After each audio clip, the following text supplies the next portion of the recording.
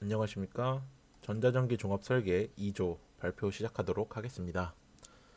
본격적인 발표에 들어가기 앞서 여러분들의 원활한 이해를 돕기 위해 저희의 프로젝트와 제품의 이름에 대해서 간단하게 설명하도록 하겠습니다. 저희 프로젝트 제품의 이름은 패런 램프입니다. 이는 저희 프로젝트의 가장 큰 특징인 나만의 목소리 설정에서 기인한 이름입니다. 나의 목소리와 똑같이 앵무새처럼 읽어주는 그런 램프라고 생각하시면 될 것 같습니다. 이번 발표의 순서는 다음과 같습니다. 첫 번째로 프로젝트 요약입니다. 말 그대로 저희의 프로젝트를 요약해서 설명드리는 차례입니다. 두 번째로는 배경 설명입니다. 여기선 시장조사와 특허, 그리고 경쟁사의 제품과 비교 분석을 하는 그러한 정보를 제공해 드립니다. 세 번째로는 수학 분석입니다. 저희 프로젝트 제품의 수완을 분석합니다. 네 번째로 구성 요소입니다. 제품에 사용되는 부품들의 채택 기준과 그 과정을 설명합니다. 다섯 번째는 하드웨어 설명입니다. 하드웨어 블록도와 모델링을 설명합니다. 여섯 번째는 소프트웨어 설명입니다. 플로우 차트를 통한 알고리즘 설명과 라이브러리, 그리고 서드 파티 등을 설명합니다. 일곱 번째에서는 팀원 간 역할과 1학기 중 주별 일정표를 공유하고 설명드립니다. 마지막으로 구현 계획입니다. 방학 중 세부적인 구현 계획을 수립합니다. 먼저 프로젝트 요약입니다. 저희 프로젝트는 크게 두 가지로 요약할 수 있습니다. 첫 번째는 수면에 도움을 준다. 두 번째로는 나만의 목소리로 책을 혹은 이북을 읽습니다. 따라서 저희 제품은 나만의 목소리로 책을 읽어주면서 수면까지 도움을 주는 그러한 램프로 보시면 될 것 같습니다. 이번 장에서는 저희 제품이 속한 시장과 특허를 들여다보고 타사의 제품과 비교 분석을 하는 것을 시간을 가져보도록 할 것입니다.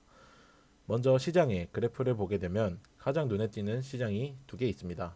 슬리퍼노믹스라 불리우는 수면 관련 시장과 이북 시장의 성장세가 두드러지는 것을 알 수 있습니다. 저희 제품은 두 시장의 교집합에 속해요. 틈새 시장을 노릴 수 있다고 생각을 하고 있습니다. 다음은 특허입니다. 저희 제품과 연관이 있는 특허는 크게 두 가지가 있습니다. 하나는 OCR에 관한 LG전자의 특허가 등록되어 있고 다른 하나는 네이버 클로바램프의 특허가 공개가 되어 있습니다. 저희는 공개된 기술을 바탕으로 등록된 기술을 적절히 우회하여 특허에 저촉되지 않도록 할 계획입니다. 마지막으로 경쟁사의 제품과의 비교 분석입니다. 저희 제품의 가장 강력한 경쟁 제품은 네이버 클로바램프로 인식을 하고 있습니다. 저희 제품과 마찬가지로 카메라를 통한 텍스트 인식을 기반으로 TTS를 통해 음성을 출력한다는 공통점이 있습니다. 가장 큰 특징으로는 포인트 딕셔너리라 하여 손가락으로 단어를 가리키면 단어를 알려주는 기능 또한 탑재가 되어 있습니다. 하지만 현재 단종이 된 상태이며 저희의 제품과는 가장 크게 다른 점이 저희 제품은 목소리를 직접 설정할 수 있는 특징으로 차별화를 두었고 이 같은 차이를 극복할 수 있을 것으로 예상됩니다. 수압 분석입니다. 가장 먼저 살펴볼 것은 강점입니다. 강점으로는 첫 번째, 수면에 도움이 됩니다. 두 번째로는 녹음을 통한 목소리 설정 기능으로 강력한 저희 제품만의 특징을 갖게 됩니다. 세 번째로는 이러한 강점을 통해 얻은 것을 바탕으로 어린아이만을 위한 기존 시장에서 또 다른 시장으로서의 확대를 가능하게 합니다. 다음으로 약점입니다. 가장 두드러지는 약점은 역시 녹음이 힘들다는 것입니다. 적어도 1000개 이상의 샘플 문장을 녹음해야 하기 때문에 많은 시간이 소요되게 됩니다. 또한 현재 나만의 목소리를 갖기 위해선 많은 시간과 엄청난 컴퓨터 자원을 요구하게 됩니다. 먼저 녹음하는 프로그램만을 위해서 적어도 16GB의 램이 PC에 요구됩니다. 또한 일반적인 PC의 GPU로는 머신러닝이 거의 불가능한 수준이기 때문에 구글 콜앱을 이용한 클라우드 GPU 시스템을 이용해야 합니다. 이 때문에 사용자는 머신러닝에 관한 지식이 필요하며 이는 큰 진입 장벽으로 이어집니다.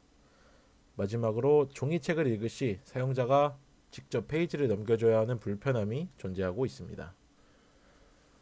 다음은 기회입니다. 자신의 목소리로 녹음을 진행하기 때문에 저작권에서 굉장히 자유롭습니다. 또한 전 세계적으로 매우 가파르게 성장하고 있는 수면 시장과 이북 이 두 시장의 틈새 시장을 노리는 아이템으로서 가능성이 크게 보이고 있습니다. 마지막으로 위협입니다. 가장 크게 다가오는 위협은 목소리의 도용일 것입니다.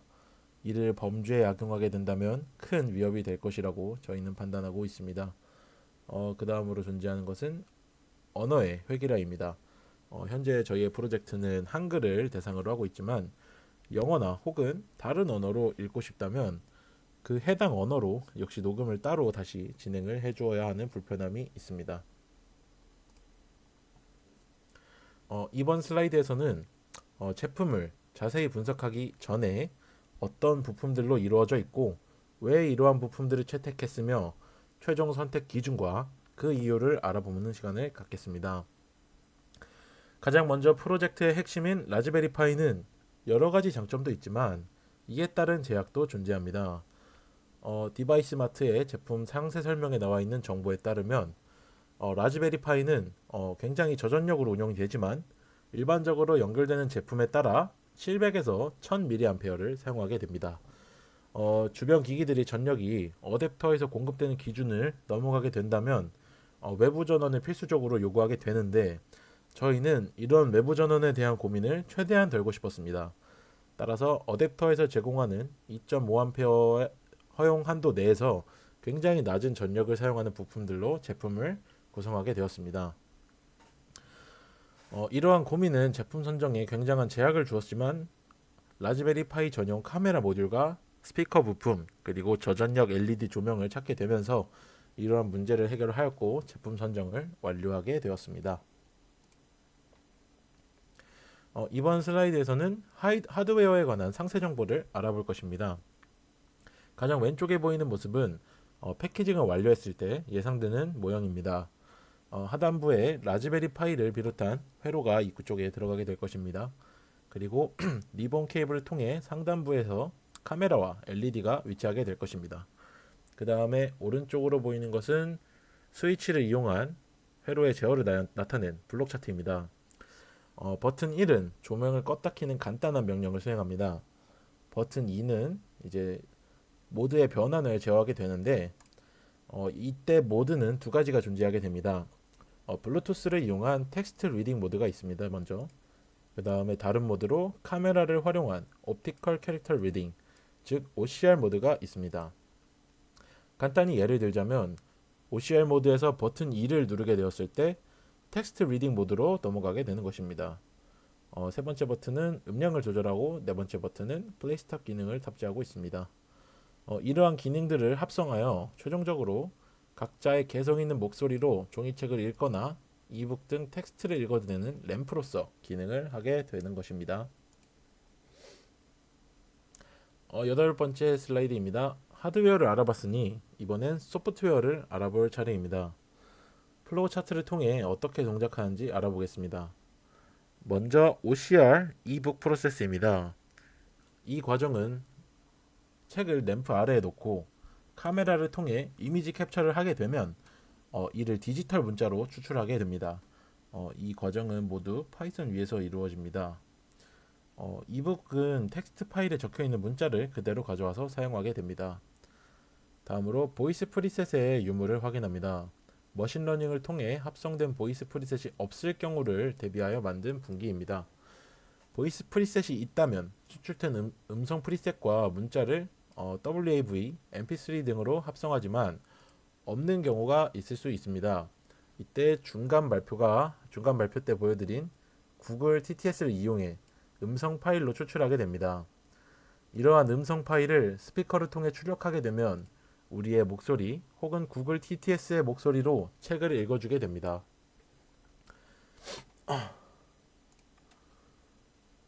이번 장에서는 제품 개발에 사용된 서드파티와 라이브러리를 자세히 알아보고 분석합니다. 먼저 사용한 서드파티는 미밍 레코딩 스튜디오, 글로우 TTS와 멀티밴드 멜간, 그리고 구글 콜앱이 있습니다. 미밍 레코딩 스튜디오는 학습할 텍스트를 제공하고 이를 통해 머신러닝을 위한 텍스트와 음성 녹음 파일이 같이 첨부된 샘플을 제공하기 위해서 사용합니다. 다음은 글로우 TTS와 멀티밴드 멜간입니다. 음성 학습을 위해서 아날로그 신호는 크기가 너무 크기 때문에 이제 적합하지가 않게 됩니다. 이를 푸리의 급수를 이용하듯 음성을 적절히 나누어진 멜 스케일을 사용하게 됩니다. 멜 스케일이란 사람이 음을 인지할 수 있는 구간만 반영한 스케일이라고 생각하시면 됩니다. 마지막으로 사용된 서드 파티는 구글 콜앱입니다. 머신러닝을 위해 녹음된 수천 개의 녹음 파일을 굉장히 많이 학습해야 되기 때문에 앞서 설명했듯이 굉장한 고성능의 PC를 요구하게 됩니다. 이를 해결해 줄 수 있는 것이 구글 콜앱입니다. 구글 서버의 램과 GPU를 이용하게 해주면서 머신러닝을 쉽게 할 수 있도록 도와줍니다. 다음으로 이용한 라이브러리에 관해 설명드리겠습니다. 오픈CV 테스렉트는 OCR을 위한 툴입니다. 카메라로 이미지를 확보한 뒤에 텍스트를 추출하는 과정을 뒀습니다. 솔트 카운터스와 4포인트 트랜스폼은 이미지에서 텍스트를 추출할 때 불필요한 족보를 삭제해줍니다. 이렇게 삭제를 해주면 연산을 낭비하지 않도록 효율적으로 바꿔주도록 도와주게 됩니다. 리브로사는 라즈베리 파이 환경에서 텍스트를 읽어주며 라즈베리 캠 GPIO는 말 그대로 라즈베리 파이 환경에서 카메라와 GPIO를 제어하게 해줍니다. 이제 제품 정보는 여기까지 다 알아보았습니다. 지금까지 개발하는데 저희가 맡은 역할과 지나온 일정들을 공유드리겠습니다. 먼저 성주님은 보이스 샘플을 녹음하셨고 TTS와 OCR 관련 정보를 조사하고 개발하셨습니다. 호철님은 유사 제품과 수면 시장을 조사하였으며 하드웨어 블록도를 설계해 주셨습니다. 그다음에 우열님은 회로 설계와 유사 제품 조사를 진행하셨고 수압 분석과 이불 시장을 조사하셨습니다. 발표자인 저는 변희준입니다. 그리고 회로의 전원부 조사와 라즈베리 파이 관련된 전반적인 자료를 조사했습니다. 이제 오른쪽에 보이는 표는 저희가 진행해온 과정을 일정표로 한번 나타내 보았습니다. 3월에는 아이템 기획이 주를 이루었고 4월과 5월은 어떻게 제품을 구현할 것인지 어떤 시장이 있는지 등을 조사하였고 이를 토대로 5월까지 제안서를 작성하였습니다. 그리고 이제 6월 시제품 제작을 시작했습니다. 사실 5월부터 저희는 소프트웨어를 위주로 개발을 조금씩은 진행을 하고 있습니다. 아무래도 부품이 오려면 시간이 좀 남았기 때문에 소프트웨어를 위주로 지금 현재 개발이 진행 중에 있습니다. 마지막으로 앞으로의 개발 일정입니다. 부품 배송 일정 문제와 제품의 특성상 소프트웨어가 우선이라는 결론을 저희 조는 내렸고 다음과 같은 개발 일정을 수립하게 되었습니다. 소프트웨어 개발에서는 보이스 샘플 수집을 가장 먼저 수행하고 이를 통해 확보된 데이터로 구글 콜앱을 통해 머신러닝을 진행해 볼 예정입니다. 이후에는 글로우 TTS로 음성 프리셋을 한번 합성해 보고 라즈베리 파이로 음성 프리셋을 전송해서 TTS를 한번 실행해 볼 생각입니다. 후에 OCR 개발과 이미지 처리 기능 등을 개발할 예정에 있습니다. 그리고 부품이 도착하게 되면 하드웨어 개발이 시작될 것입니다. 가장 먼저 기존에 설계한 대로 회로를 구성해야 될 것입니다. 그 후 각 모듈별로 스위치를 두어서 제어하는 과정을 한번 거쳐줄 것이고 최종적으로는 패키징을 통해 완성품으로서 테스트, 버그 수정, 피드백 등을 예상하고 있습니다. 여기까지 발표 마치도록 하겠습니다. 질문 있으신 분 있으시면 질문해 주셨으면 감사하겠습니다.